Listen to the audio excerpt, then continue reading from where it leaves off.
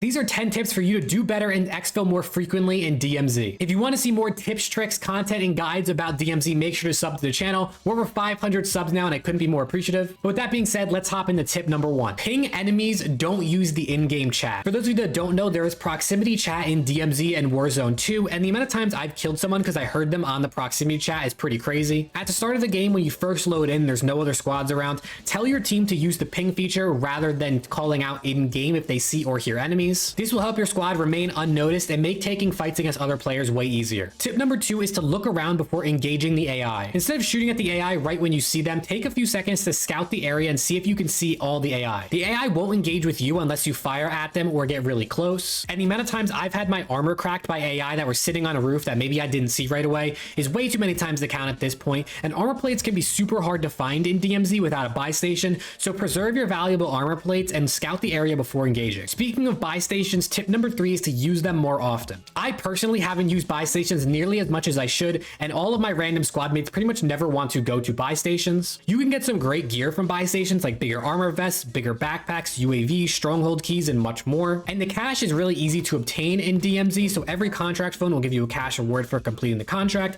and you can sell items and loot at buy stations. Of course, it's nice to extract with a ton of cash because it gives you XP and lowers the cooldown on your insurance slot weapon, but buying valuable items like better gear will keep you alive longer and roll over into the next drop if you exfil with them. On the note of exfilling, tip number 4 is to bring a vehicle, preferably an armored one, and use that cover at exfil zones. Obviously, besides the exfil campers, which I'll talk about later, when you call in the halo to come exfil you, AI will spawn and rush you, as well as other players will come try to kill you because they see the helo coming in. And some of the exfil zones on Al Mazrah are super open and bare, so having a vehicle to hide behind is great cover. Just watch out for nades and RPGs because an exploding vehicle will definitely take you out. Tip number 5 has to do with looting. Looting is very logical in DMZ, so if you're looking for a hard drive or a thumb drive, you need to find a computer. If you're looking for gas canisters, find a gas station. Overall, if you're looking for a specific item, just think about where you'd expect that item to be in real life, and you're likely to find it in DMZ. Tip number 6, which is a super obvious and simple one, is aim for the head. Like I said, this is obvious. I'm sure we all try to do this and we all think about it,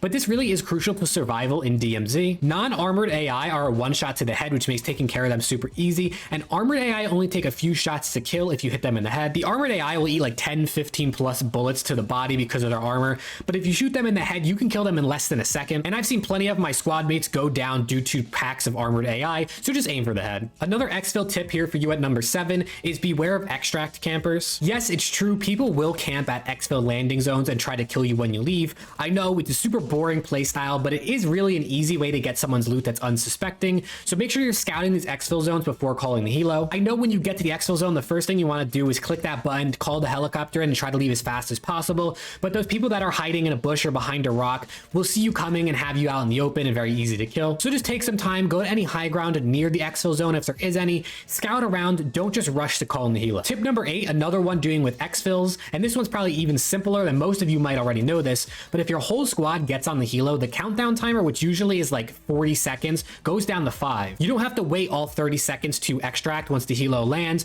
You can just all get in and extract way faster. Tip number 9 is killing AI is great for XP. Overall, DMZ as a whole seems to be a great way to get XP, great way to farm levels for your overall level as well as your weapons. And if you successfully extract, you can get upwards of 20,000 XP for each run pretty easily. So if you pop a double XP token, whether it be for your overall level or your weapon level, you can go into DMZ and get tons and tons of levels. And tip number 10 is don't be afraid to let your squad mates die if you can't save them. I know we all want to fight to the death with other teams and save our teammates and do what we can to keep them alive, but in DMZ, you can revive teammates even after they've been finished. And this isn't like Warzone where you have to call them in and they have to, fly down and after being redeployed. You can actually revive them right where they were finished off. So if the squad rolls up and kills your 2 teammates, and let's say you're either too far away or maybe you're too weak to help, it's all fine and good. You can let that squad loot your teammates and leave, and then go back and res your team to play out the rest of the match. I know I personally had a game where me and my one teammate died. Our 3rd squad mate survived, came back like 5 minutes later and revived us. We went on to kill the Juggernaut, get the weapons case, and exfil successfully, so it can end up being a valuable thing by just letting your teammates die and going back and resing them later. And finding things like weapons in DMZ is super easy, so even if the enemies take your weapons and let's say they don't even drop their own,